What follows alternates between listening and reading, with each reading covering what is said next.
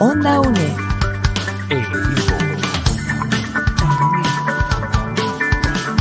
Imagen y sonido, hasta donde estés. OndaUNED.com.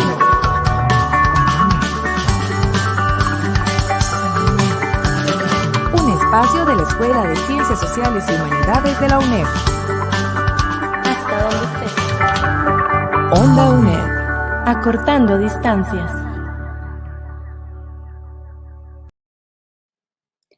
Buenos días. En nombre de la Universidad Estatal a Distancia, la Escuela de Ciencias Sociales y Humanidades y la revista Espiga, les agradezco la sintonía de cada una y cada uno de ustedes a esta conferencia titulada Las reformas impostergables en el Poder Judicial. Esta actividad se enmarca en el ciclo de conferencias que organiza la revista Espiga durante el segundo y tercer cuatrimestre del 2021, con el objetivo de brindar información a la ciudadanía costarricense sobre el proceso electoral 2022 y así brindar insumos que permitan ejercer una ciudadanía responsable y consciente en el sistema democrático costarricense. Antes de iniciar, les comentaremos cuál va a ser la dinámica que se aplicará durante este espacio.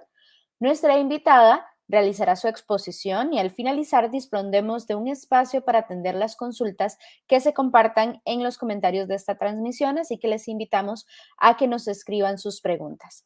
Le damos entonces la bienvenida a la magíster Rosaura Chinchilla Calderón. Ella es licenciada en Derecho y Notaría Pública de la Universidad de Costa Rica, fue graduada de honor y su tesis fue recomendada para publicación. Es máster en Ciencias Penales de la Universidad de Costa Rica, también graduada de honor y egresada del programa doctoral de estudios latinoamericanos con énfasis en pensamiento latinoamericano de la Universidad Nacional. Su ejercicio laboral profesional lo ha desempeñado en la función jurisdiccional dentro del Poder Judicial desde 1992 a la fecha, y la docencia la ejerce desde la década de 1990 en la Escuela Judicial y en la Facultad de Derecho de la Universidad de Costa Rica.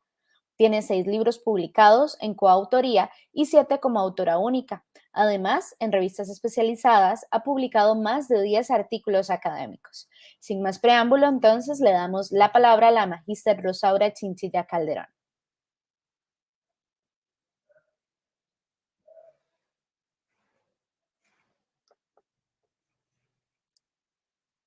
Doña Rosaura, disculpe, no la estamos escuchando, tiene el micrófono apagado.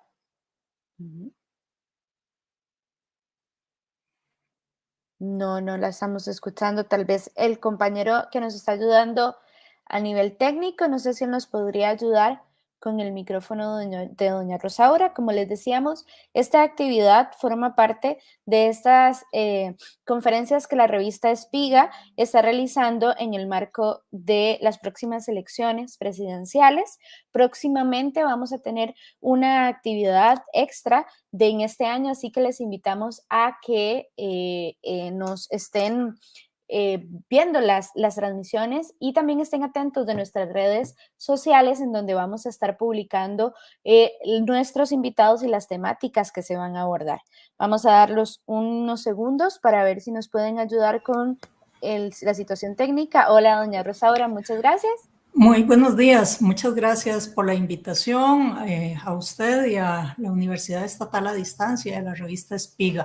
Encantada de estar con ustedes compartiendo este espacio en el preámbulo de una conmemoración importante para nuestro país el próximo 7 de noviembre, que es el día de nuestra democracia, el Día de la Democracia costarricense. Recordemos que se origina desde los años 40 y lo que pretende es recordar allá por 1889, cuando un grupo de ciudadanos y ciudadanas, todavía no eran ciudadanas porque todavía las mujeres no podíamos votar, pero sí participábamos en esos procesos, se organizó para defender el resultado electoral que había llevado a las urnas el presidente Rodríguez y que se le quería arrebatar.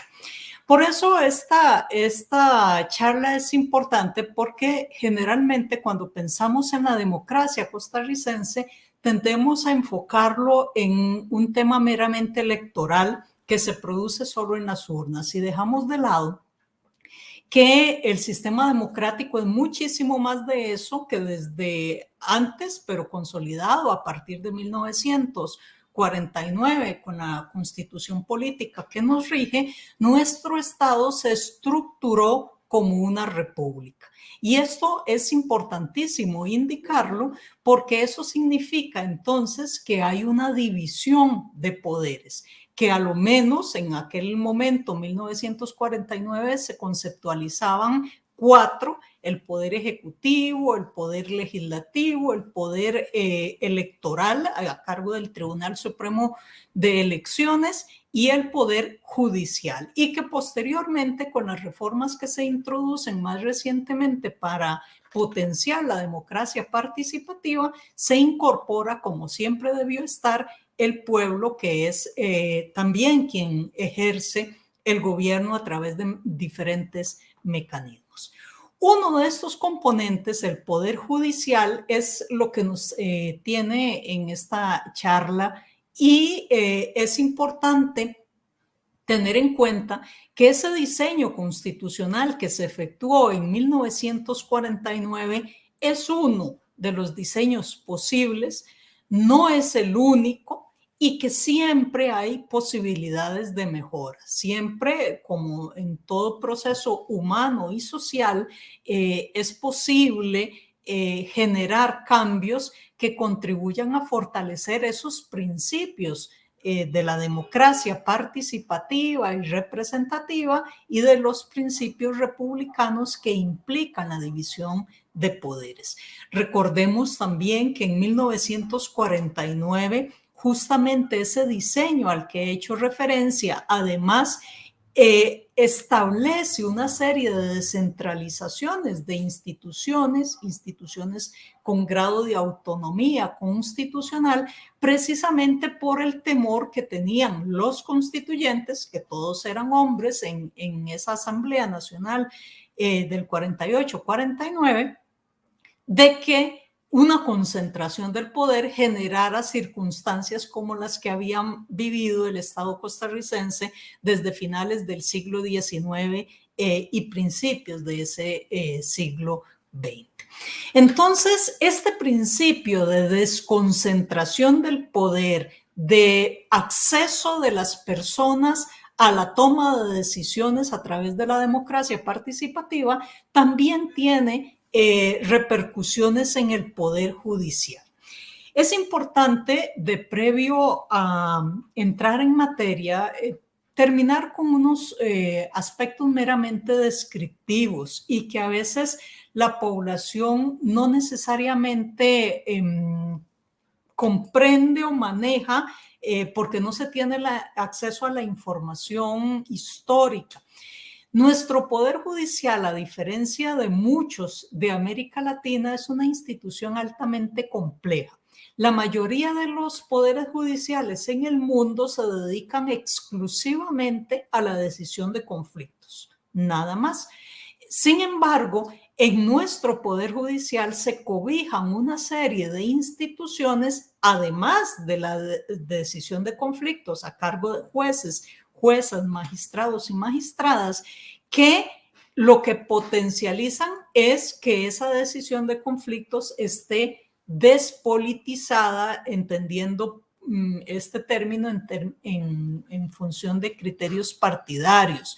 Recordemos que en ese proceso de mejora al que he hecho referencia, al inicio de los años 40 y aún después de la Revolución del 48, las investigaciones criminales, que así se denominaban entonces, estaban a cargo del Poder Ejecutivo, de la policía, que estaba, la Dirección de Investigaciones Criminales, que pertenecía al Poder Ejecutivo.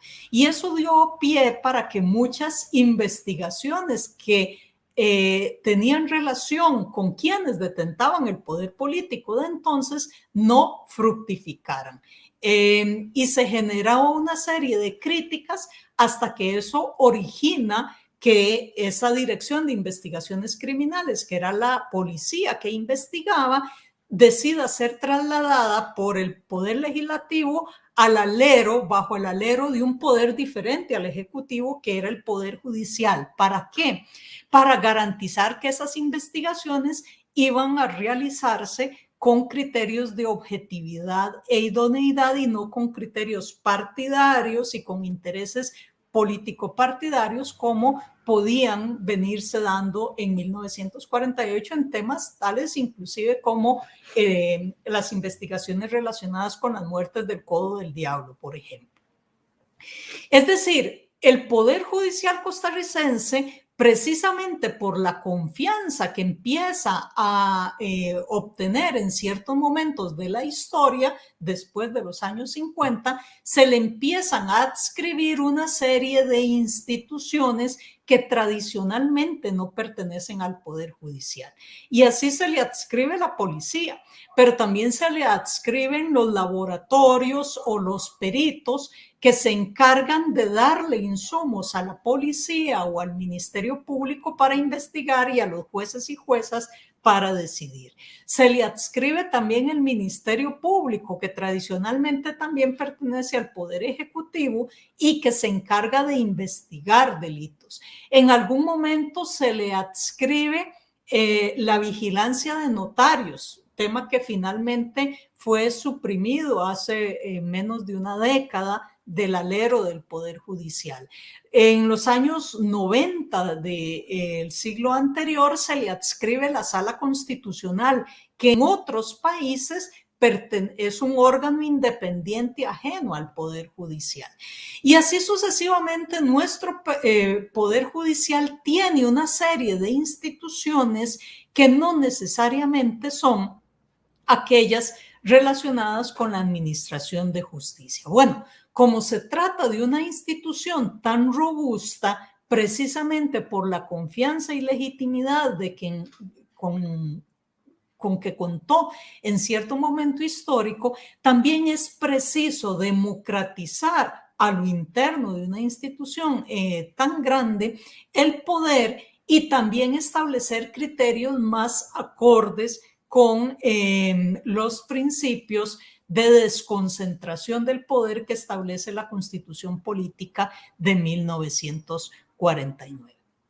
Voy a mostrarles en pantalla dentro de un momento precisamente la conformación actual del Poder Judicial en nuestro medio,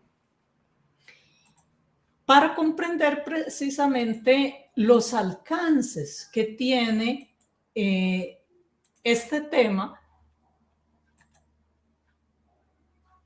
en nuestro país. Permítanme un segundo para buscar el archivo que no me aparece por acá.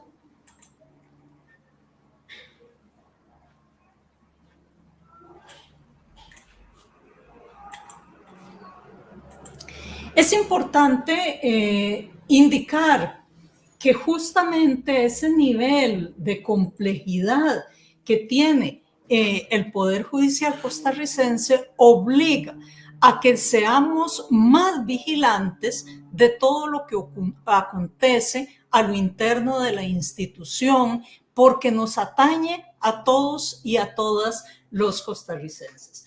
Ustedes ven en pantalla, quienes están siguiendo esta transmisión a través de ese medio, un diseño general del Estado costarricense y la complejidad que éste tiene.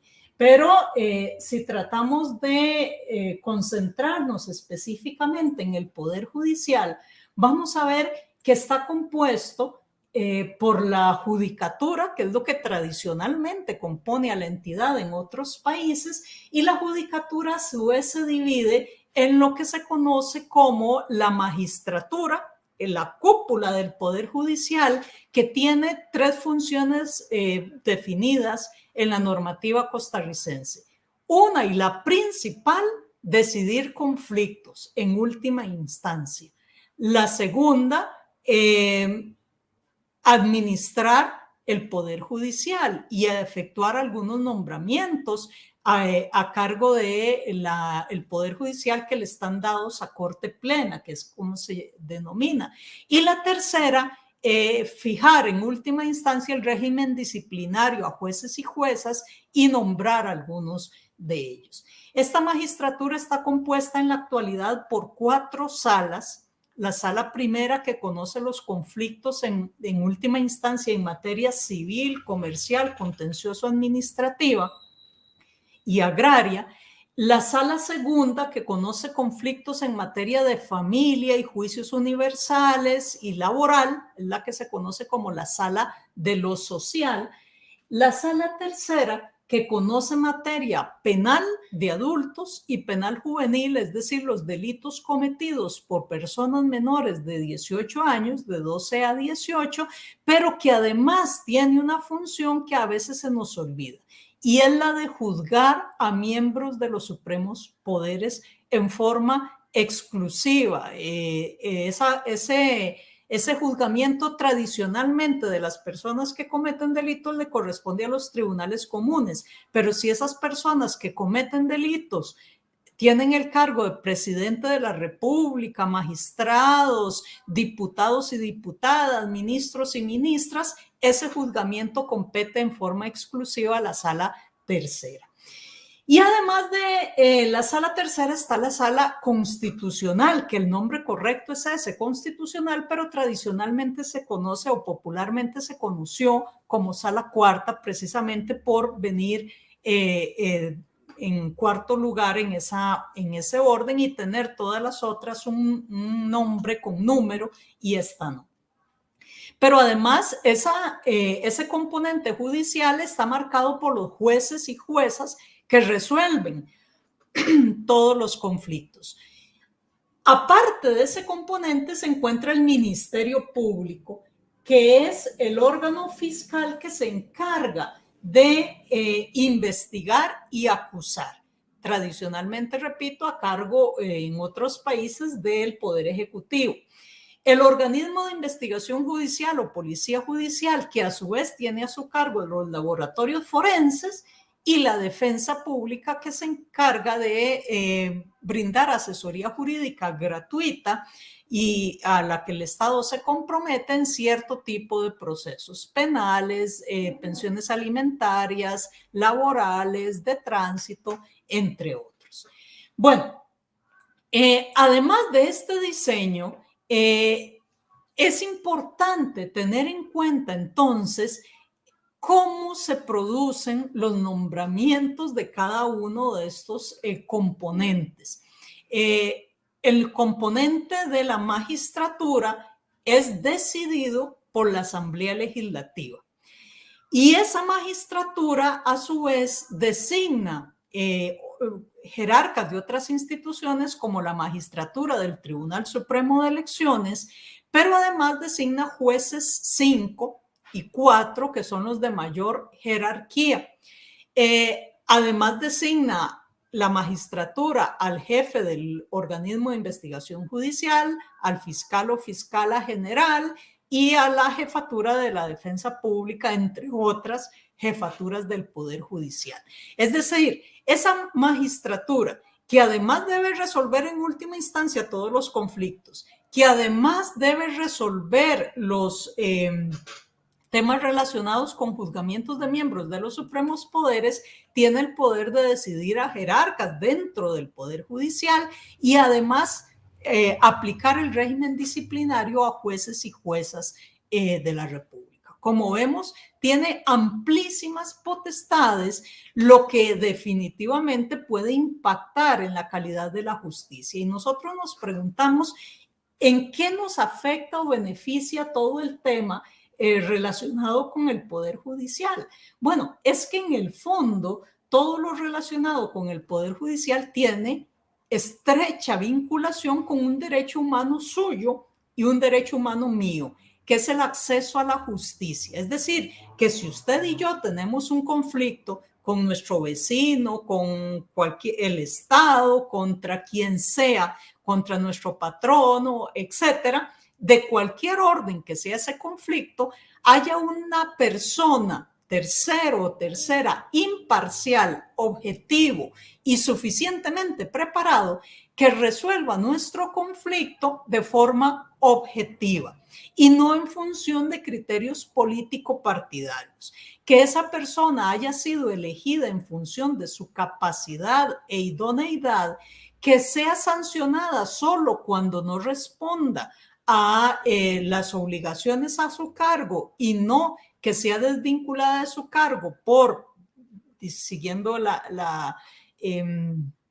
el dicho popular, sacadas de clavo o por quitarla de su puesto, y que se resuelvan todos los conflictos en el menor tiempo posible.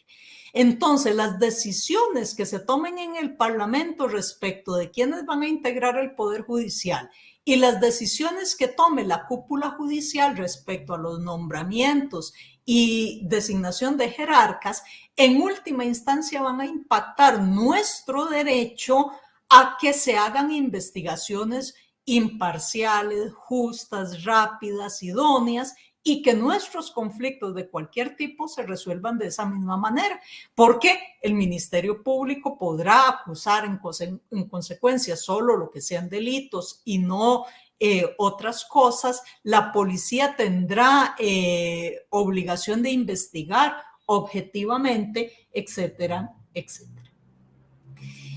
Ahora bien, para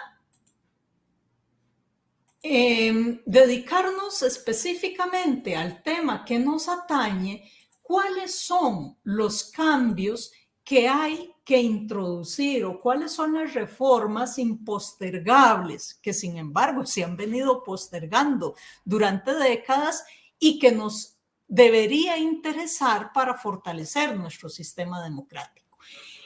Yo podría identificar, y con esto comparto la pantalla nuevamente, 3 líneas de acción en la que ustedes y yo, en la que toda la ciudadanía, en que instituciones organizadas, ONG, deberíamos estar preocupados y preocupadas. En primer término, lo relacionado con la legitimación externa del Poder Judicial. ¿Qué quiero decir con esto? Cuando hablamos de legitimación externa, como podrán ver dentro de unos minutos en pantalla, aludimos al tema básico de quién designa las magistraturas, en primer lugar, y con qué criterios se designan. Hasta ahorita, desde 1949, pero también antes, esa obligación de quién designa las magistraturas y de ella toda la escalera ha estado a cargo de la Asamblea Legislativa. En otros países, Estados Unidos, por ejemplo, está a cargo del Poder Ejecutivo. Ustedes vieron las nominaciones que hizo Trump en su momento, pero tiene la posibilidad de ser ratificado o no por el poder legislativo en ese país.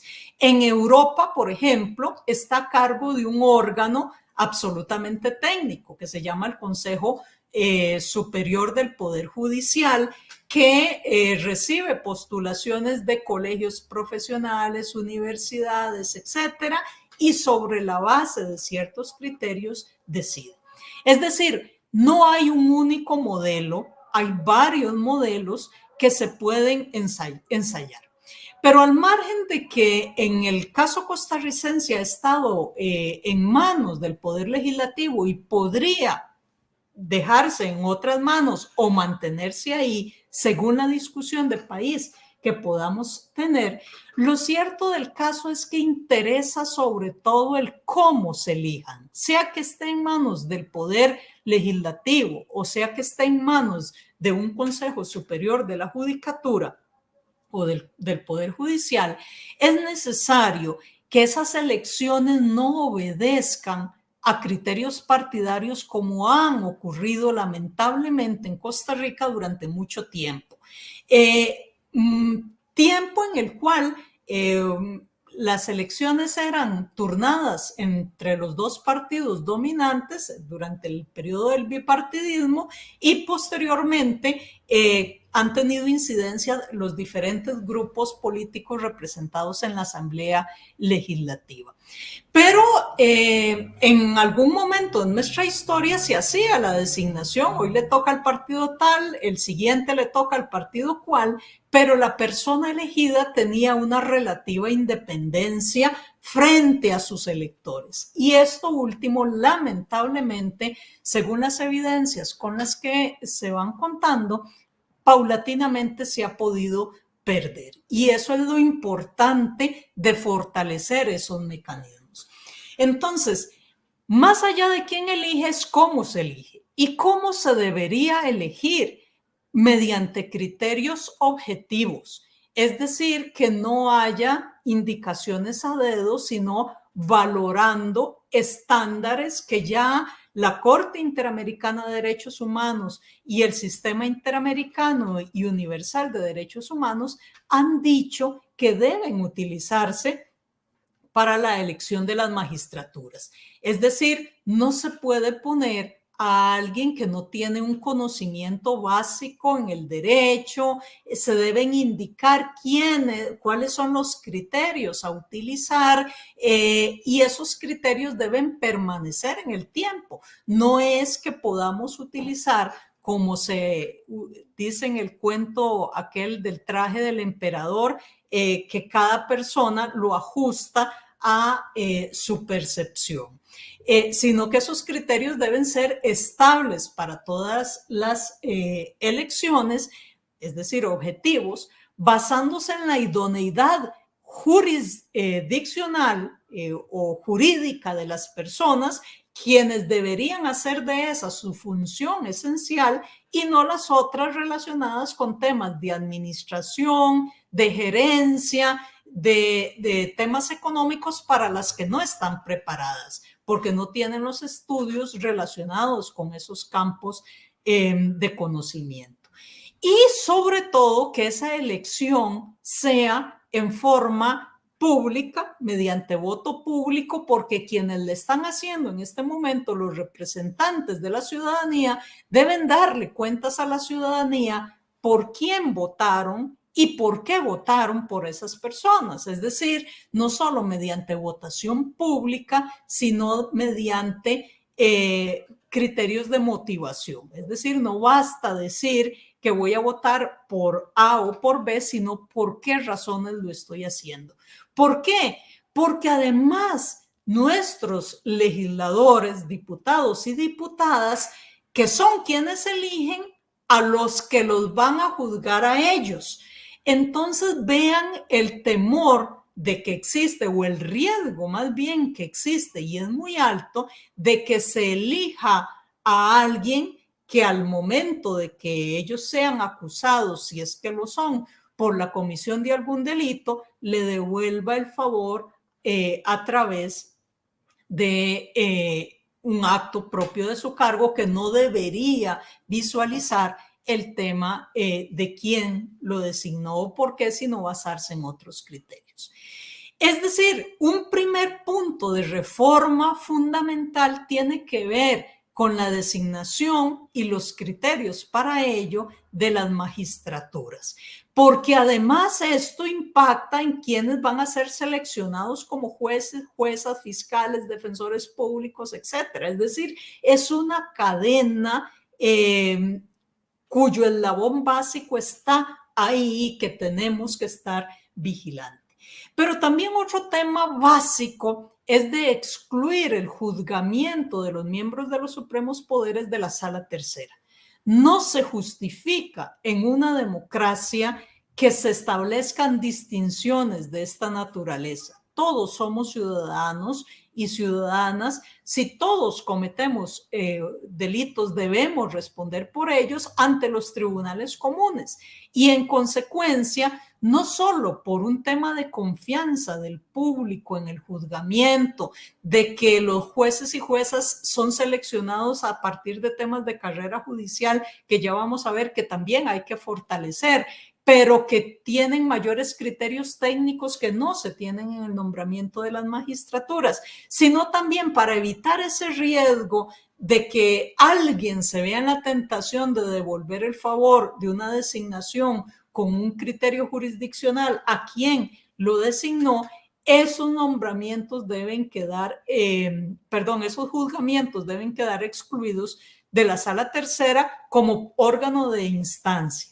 Evidentemente, podrá intervenir como órgano de apelación con los temas de inhibitorias que correspondan, pero no como órgano de instancia.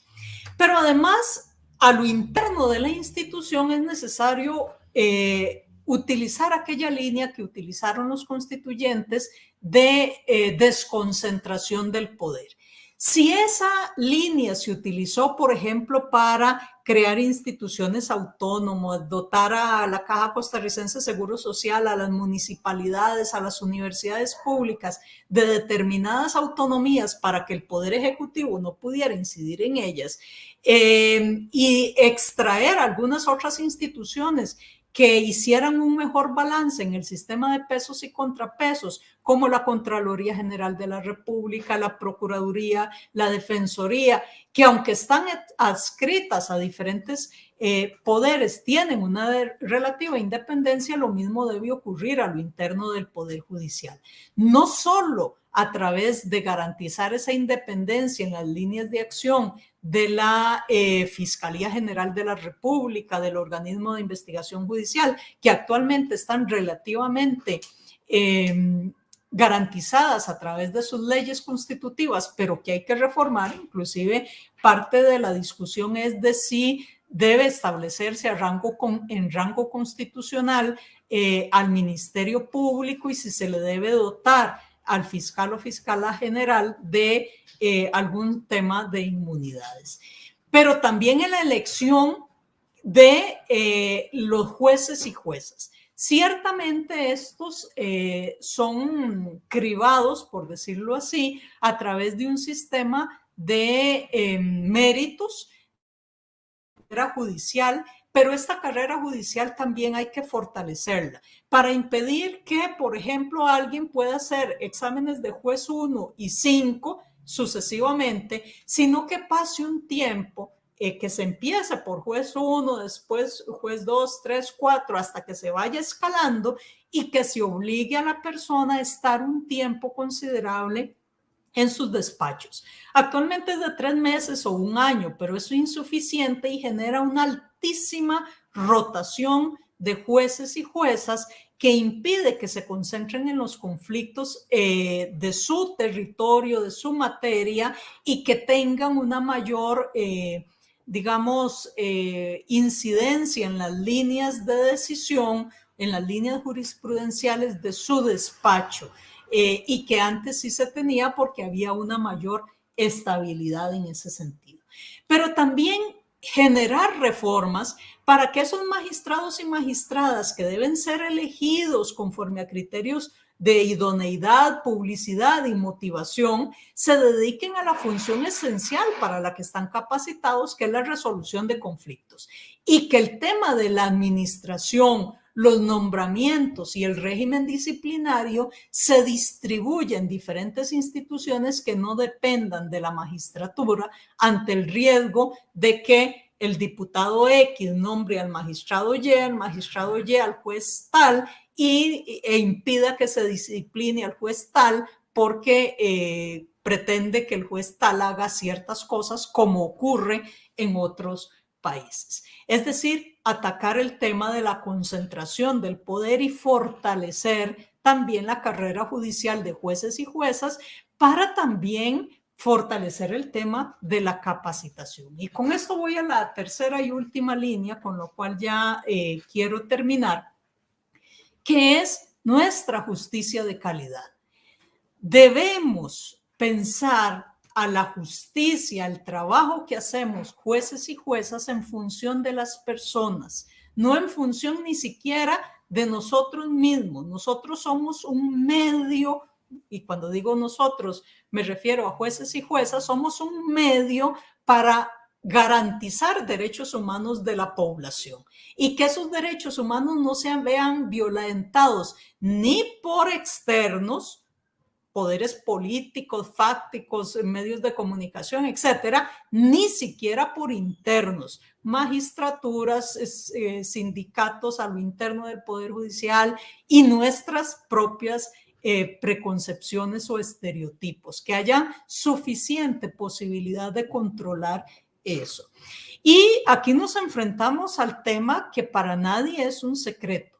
La justicia en Costa Rica en este momento, sobre todo la justicia penal, pero también otras, la del materia laboral, la contenciosa, etcétera, tienen un nivel de morosidad, de lentitud y de burocratización tremendo.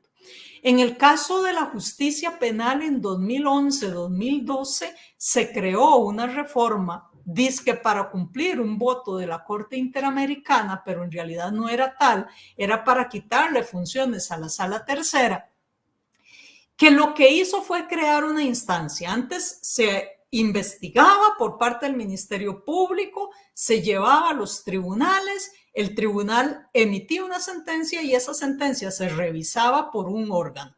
Podía ser la Sala Tercera, podía ser lo que antes se denominaba Tribunal de Casación.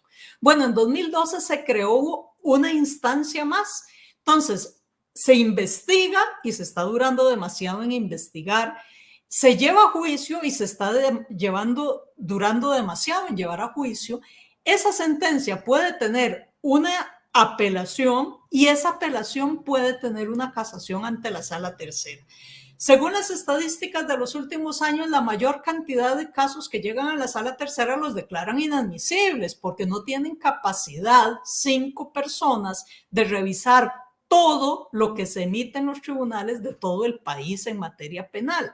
Y entonces, si se declara inadmisible, si se cumple con el derecho al recurso establecido en instrumentos de derechos humanos con la apelación, ¿por qué no cerrar la fase de casación solo y dejarla solo para delitos graves o de ciertas penas, homicidios, delincuencia organizada, legitimación de capitales, penas más allá de 15 años y dejar la sentencia firme a partir de apelación? Con lo cual nos estaremos ganando más de 2 años en esos trámites porque además llega hasta la sala no le gusta lo que se resuelve, tal vez no esta conformación, sino otras, se anula, vuelve a empezar, vuelve a llegar con cierta lentitud hasta allá, lo vuelven a anular y así sucesivamente en un ir y venir que ha hecho de la justicia penal un laberinto y que ahora estemos viendo procesos de hace más de 10 años, lo cual es una barbaridad.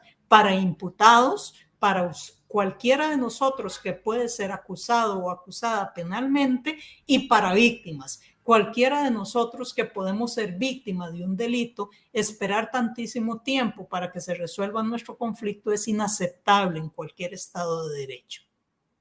Y eso, por supuesto, tiene que ver también con la forma en que se eligen los jueces y juezas y la preparación que se está teniendo.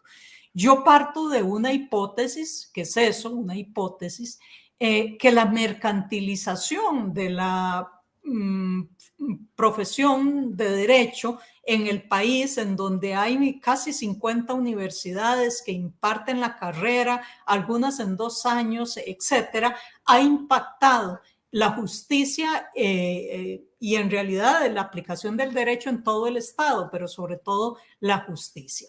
¿Cómo enfrentarse a ese tema? Ciertamente el Colegio de Abogados y Abogadas creó un examen de incorporación para filtrar un poco, pero aún así se necesita, además de fortalecer el tema de los exámenes de la judicatura y los criterios de selección y permanencia de la judicatura, fortalecer en temas de capacitación continua. Y el tema que se ha puesto de relieve en estos 2 años que llevamos de pandemia tiene que ver con las capacidades digitales. Ciertamente nuestro Poder Judicial en América Latina es uno de los mejores y tiene mayores niveles que muchos de los países de la región en acceso a medios informáticos que permiten además visualizar datos y tomar decisiones de políticas públicas con base en esos datos. Sin embargo, no debemos perder de vista que existe una brecha digital y una brecha en temas de desigualdad socioeconómica en el país muy fuerte. Es decir, que muchas de las personas usuarios o usuarias de la justicia relacionada con pensiones alimentarias, con derecho agrario, con derecho penal, no tienen acceso a medios tecnológicos que les permitan tener una justicia virtual, entre comillas, o tecnológica como la que se está propiciando. Y en consecuencia, sin dejar de avanzar en esos campos, ¿cómo hacer para disminuir esa brecha digital y que no implique esa brecha una exclusión de un derecho humano, el derecho de acceso a la justicia, que tienen estas poblaciones? Es prácticamente impensable que un recurso de comunidades deprivadas socioculturalmente del gran área metropolitana, pero también comunidades indígenas en los que hay déficit de infraestructura para llevar todos los medios tecnológicos, puedan tener como único medio de decisión de conflictos medios tecnológicos. ¿Qué podemos hacer? Y ya con esto concluyo. ¿Qué podemos hacer ustedes y yo, ciudadanos comunes y corrientes de a pie, como dicen por ahí, para mejorar nuestra justicia? Si sabemos que esta justicia es un derecho suyo y mío, que como derecho humano tenemos derecho a los mejores jueces, a los jueces y juezas elegidos con criterios de idoneidad, que representen a los diferentes sectores de la población y no solo a un determinado grupo, etcétera, etcétera. ¿Cómo podemos hacer para lograr cambios que impacten el Poder Judicial, que normalmente pasa desapercibido en temas de democracia? Bueno, en primer lugar, teniendo muchísimo cuidado de propuestas populistas y demagógicas que se puedan generar a nivel electoral, porque muchísimas veces parte de la oferta electoral es cooptar el Poder Judicial. Decir que vamos a quitar instituciones del Poder Judicial para ponerlas bajo el alero de poderes que sabemos, poder ejecutivo, legislativo, que obedecen a otros criterios que no tienen que ver con decisiones de calidad fundamentadas en la democracia, en el Estado de Derecho, en los derechos humanos, como las que se obligó el Estado costarricense a respetar. Y en segundo lugar, para evitar que, siguiendo esta imagen, para los que pueden visualizarla, de un escultor danés que se llama en español La supervivencia de los más gordos, y que representa a una persona, un hombre negro, flaco, escuálido, desnutrido, cargando sobre sus hombros a la imagen de lo que representa la justicia obesa, etcétera, para evitar que tengamos una justicia así que pese sobre los hombros de la ciudadanía y que sea una carga y no como debería ser un motor que nos impulse a todos a ser mejores personas y a tener una mejor decisión de nuestros conflictos conforme a los parámetros que estos deben resolverse. Debemos, ciudadanos y ciudadanas, involucrarnos en la toma de decisiones a través de nuestras organizaciones comunales, a través de las asociaciones de desarrollo, a través de ONGs, de grupos de mujeres, de indígenas, de personas con alguna condición de discapacidad, de sindicatos, de lo que sea. Debemos organizarnos y solicitar al Poder Judicial, a la Asamblea Legislativa, que se tomen medidas en esta vía para fortalecer y no para debilitar la justicia como derecho humano de cada uno de nosotros. No menos de eso merecemos. Quedo a la orden de ustedes para lo que consideren conveniente y que amplíe o conteste.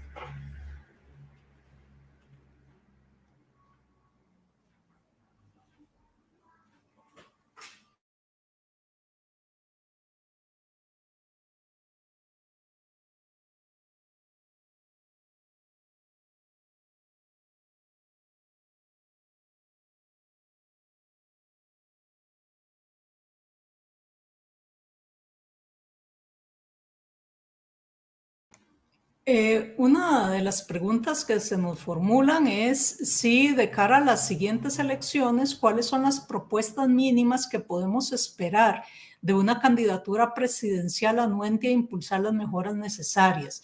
Yo no quiero, y evidentemente ni puedo ni quiero hacerlo, hacer referencias político-partidarias, no me corresponde, pero sí me corresponde como ciudadana fortalecer o tratar de incidir para fortalecer el Estado democrático de derecho.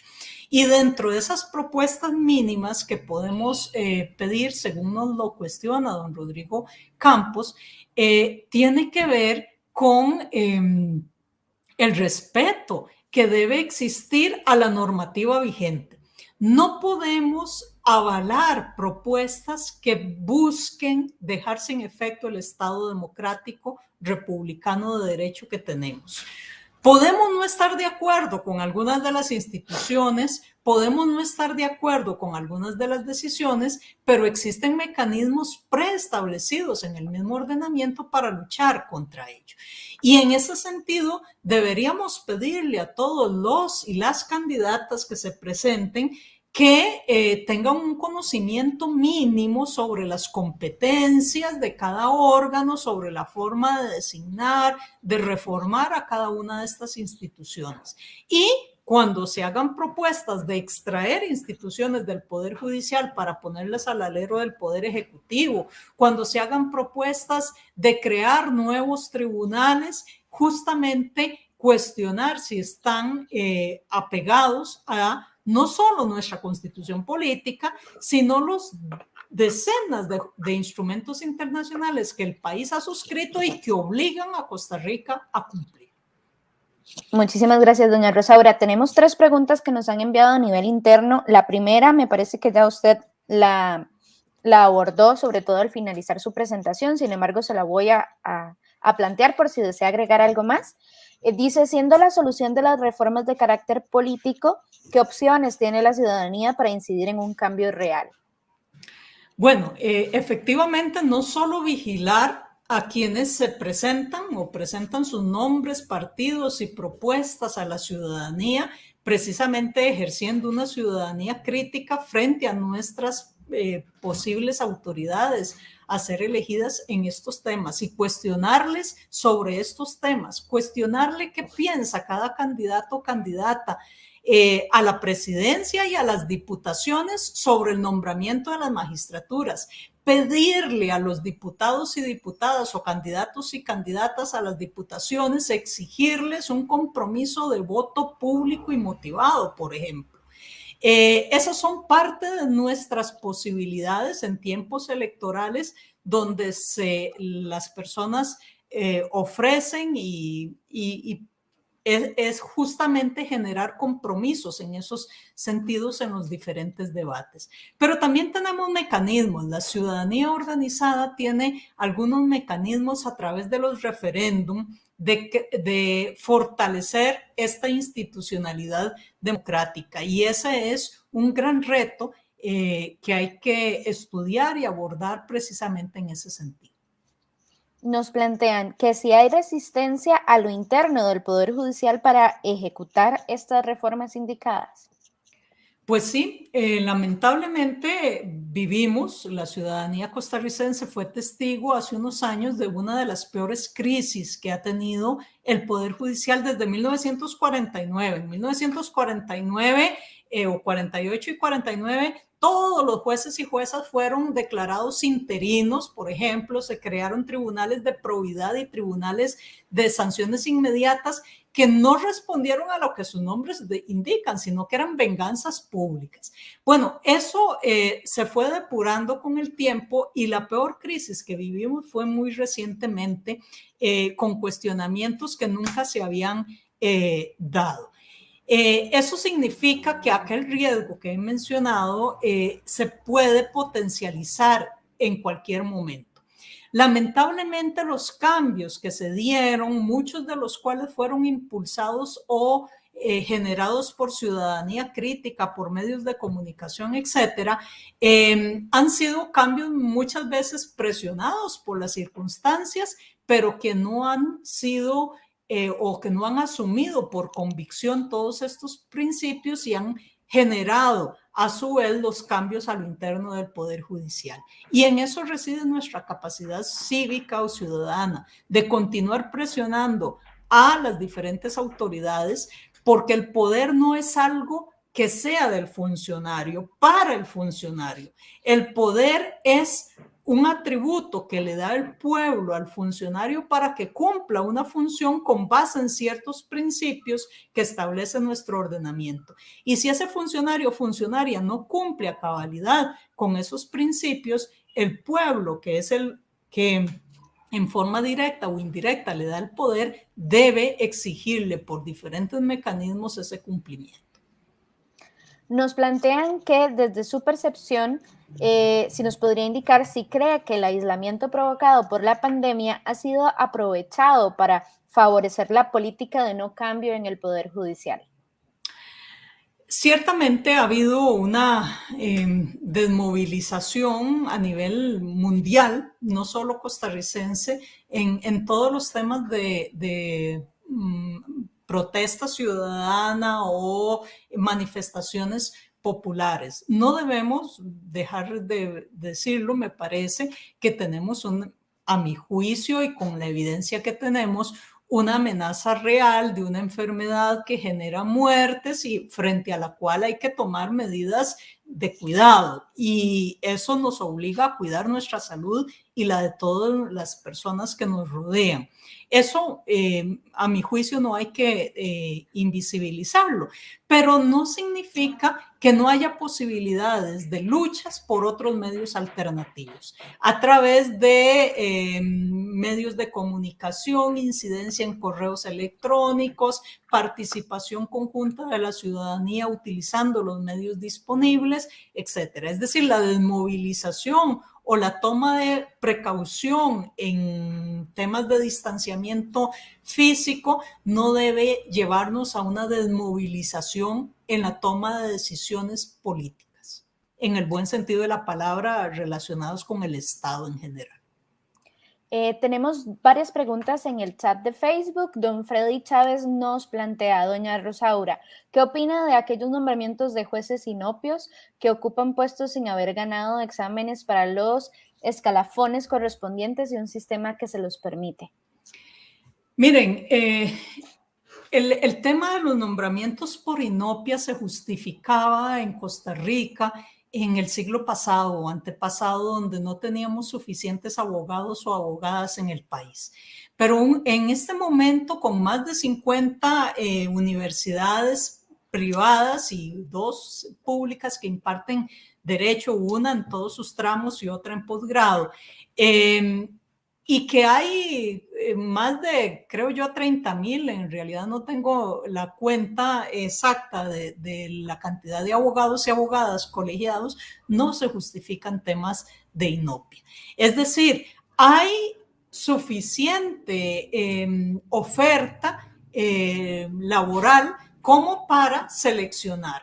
Y si esa selección todavía no nos convence en el tema de que tenga déficit, bueno, el Poder Judicial también tiene que capacitar, como lo hizo durante 20, 30 años. No es su función esencial, pero parte de el ofrecer un servicio de calidad a la ciudadanía implica estar en constante capacitación.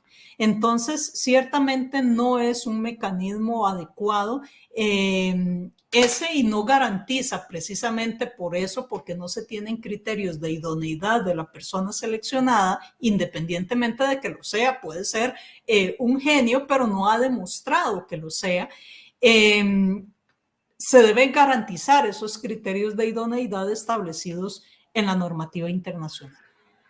También tenemos la pregunta de la Cátedra de Sociología UNED. Dice, las normativas que menciona suelen asociarse a posturas ideológicas. ¿Cree que hay posturas ideológicas en el Poder Judicial que torpedean estas reformas urgentes? Bueno, se vincula un poco con la pregunta que le hacíamos hace unos minutos.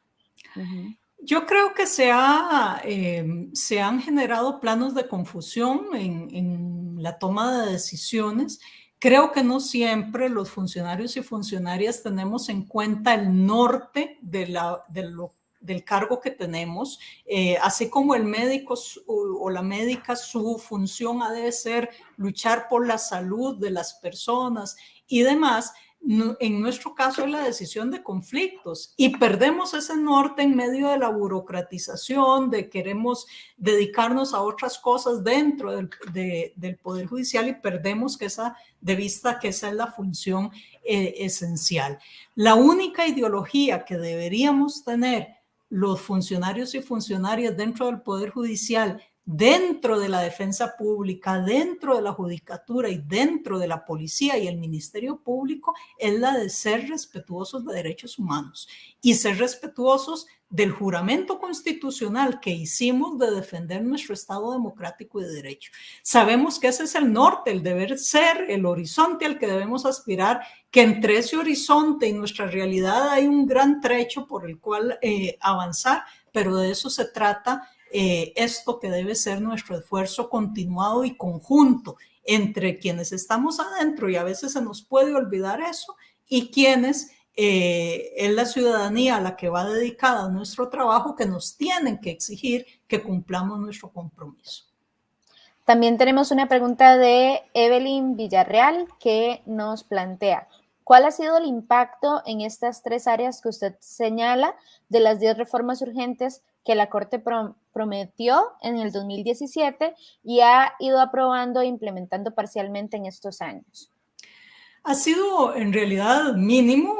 Uno de los temas dentro de esas reformas urgentes planteadas tenía que ver con esto que llamamos el gobierno judicial y la creación de criterios en esa materia, el tema de generar reformas o propiciar o por lo menos plantearle al Parlamento la posibilidad de reformas para la elección de las magistraturas, el tema de desconcentrar el tema disciplinario de las áreas de juzgamiento de quienes a su vez nombran, porque es complicadísimo en el sentido en que el Poder Legislativo nombra a la magistratura nombra a los jueces y a la vez los disciplina y a la vez revisa su trabajo. Es decir, si su trabajo no le satisface o no sigue sus líneas ideológicas, puede disciplinarlo o puede no nombrarlo en ascensos. Nada de eso ha avanzado.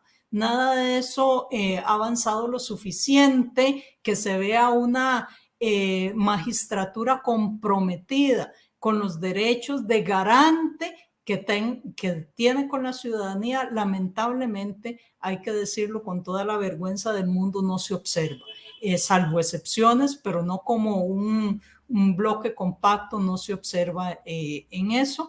Y esa imposibilidad de avance, probablemente si la ciudadanía, si las personas en general, ciudadanos o no, se involucran, probablemente se genere un efecto mayor. Tenemos dos preguntas y finalizamos ya con el periodo de consultas. Nos plantean qué opinión le merece la idea de que la Sala Constitucional se separe del Poder Judicial.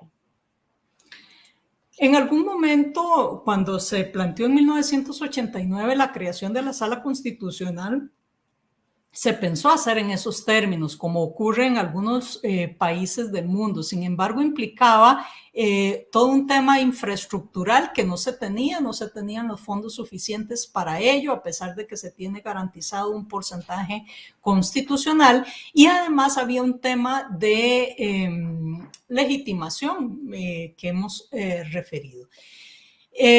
Hoy digamos, la respuesta no depende necesariamente de la función que realice la Sala Constitucional o Corte Plena exclusivamente, sino de otras posibilidades de reforma. ¿Cuál es el problema? Que los magistrados de la Sala Constitucional y magistradas integran Corte Plena y toman decisiones administrativas. Y en consecuencia, o tienen dos opciones, o no la integran para no adelantar criterio, en cuyo caso hay problemas de quórum en la Corte Plena, o si la integran y adelantan criterio, trasladan la decisión que puede cuestionarse porque es una decisión administrativa a sus suplentes que a su vez ellos han elegido y que hay una serie de problemas relacionados. Entonces, ciertamente se ha perdido legitimidad en la toma de decisiones, tanto de la Sala Constitucional, por eso, decisiones que atañen al Poder Judicial, justicia lenta, toma de decisiones administrativas, etcétera, como dificultades de Corte Plena de operar. No habría ningún problema si se le quitan a Corte Plena todas sus funciones administrativas, de gobierno, de disciplinamientos, etcétera, porque ya entonces Corte se dedica a resolver sus conflictos jurisdiccionales, dentro de los cuales los constitucionales son unos y no se adelanta criterio. Entonces, no es el tema de dónde se ubique la sala, si fuera o dentro del Poder Judicial, sino, aunque esté dentro del Poder Judicial, cuáles son los riesgos para su función y si se pueden eliminar de otras formas. Y si se pueden eliminar de otras formas si hubiese voluntad, quitando todo el tema de las reformas de gobierno, administrativas de Corte Plena. Y por último, nos plantean la siguiente pregunta. Hay sectores que plantean que es necesario convocar una constituyente que dé pie a una nueva constitución. ¿Qué le parece este planteamiento? ¿A qué intereses responde esta idea?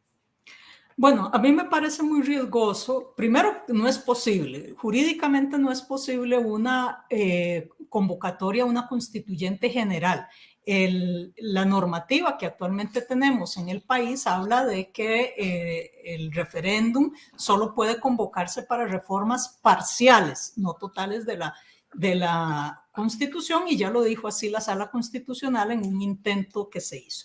Pero además me parece muy riesgoso porque en lo que hemos visto en los últimos años, en las últimas décadas, ha sido un retroceso en muchos campos.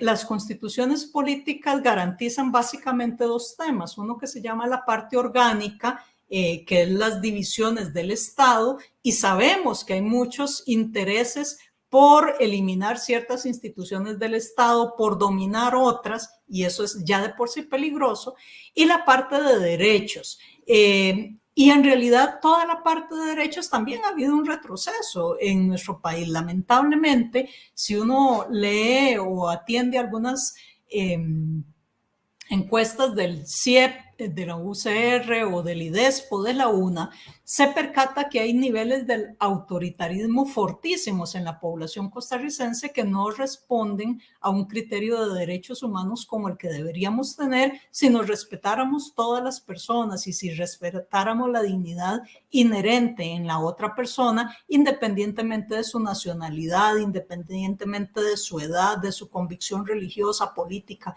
etc. Y toda la parte de derechos humanos que hemos venido retrocediendo, además está garantizada en instrumentos internacionales y no es necesario.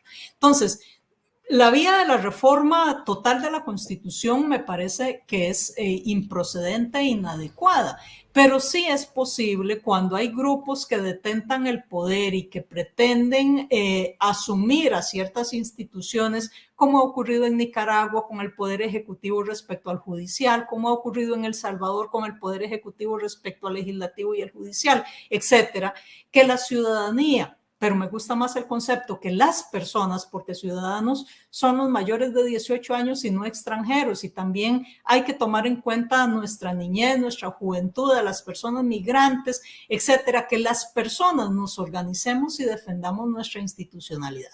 Pero para mejorar, no en función de retroceder respecto a las conquistas que les han costado sangre, dolor y sufrimiento a nuestros antecesores, a nuestras antecesoras también, porque tienen que ver mucho con temas de derechos de poblaciones, mujeres y demás, y con derechos políticos que implicaron un conflicto en Costa Rica. Entonces sí hay posibilidades, o sí sería una idea adecuada, una organización ciudadana y de personas para proponer reformas puntuales a temas como estos que he mencionado. Y nos llega una última pregunta. ¿Ganará el Ejecutivo su pulso de pasar el proyecto de empleo público a pesar de los cuestionamientos de la Sala Constitucional? Bueno, es posible que en realidad en una asamblea legislativa todo es posible. El dictamen de la Sala Constitucional no vincula, porque no se refiere a temas de procedimiento, al Poder Legislativo. Entonces, inclusive el proyecto como estaba o con algunas reformas superficiales podría ser perfectamente aprobado por la Asamblea Legislativa si así lo quisiera. Eso no significa que el proyecto sea viable a mediano plazo, porque entonces vendrá la posibilidad de todas las personas, organizaciones afectadas o no, de establecer la inconstitucionalidad, porque también es un tema interesante que atañe a intereses colectivos. Mi interés de tener un Estado respetuoso de la Constitución, donde hayan instituciones que garanticen temas sociales y temas de justicia, es un tema colectivo y que cualquiera de nosotros puede alegar. Así que al margen de que se gane o no ese pulso, que no lo sé, no soy adivina para prever, yo apelaría en primer lugar a más que a los intereses personales o que pueden detentar algunos grupos organizados en la Asamblea Legislativa, al juramento que cumplieron los señores y señoras diputadas de respetar la Constitución política. Pero si aún así pues se aprobara un proyecto indebido, pues apelaría también al espíritu que nos corresponde a todos de hacer los trámites que correspondan ante la Sala Constitucional, que ya lo dijo muy claro y con todas sus letras sobre el riesgo que esto genera. Muchísimas gracias. Le damos las gracias a la magíster Rosaura Chinchilla Calderón por estar con nosotros y brindarnos todo este análisis fundamental para la toma de decisiones como ciudadanos y en nuestra capacidad de organizarnos para construir una mejor sociedad. De esta manera, finalizamos la conferencia de las reformas impostergables en el Poder Judicial. Les damos las gracias a cada uno y cada una de ustedes que nos acompañaron y nos hicieron llegar sus consultas, y también agradecemos a Onda UNED por brindarnos este espacio. Esta actividad fue organizada por la revista Espiga y próximamente les vamos a estar informando sobre próximos conversatorios de temas relevantes en miras de las votaciones presidenciales del próximo año. En nombre de la Universidad Estatal a Distancia, la Escuela de Ciencias Sociales y Humanidades, les deseo un excelente día. Hasta pronto. Muy buen día, muchas gracias.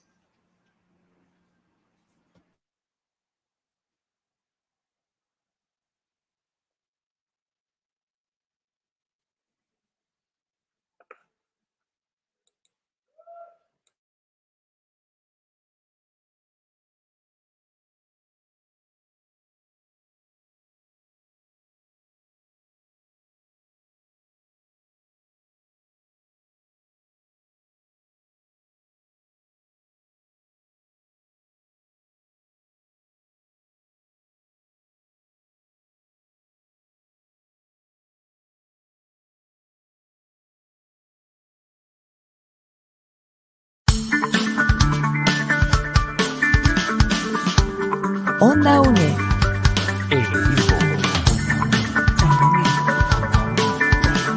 Imagen y sonido, hasta donde estés.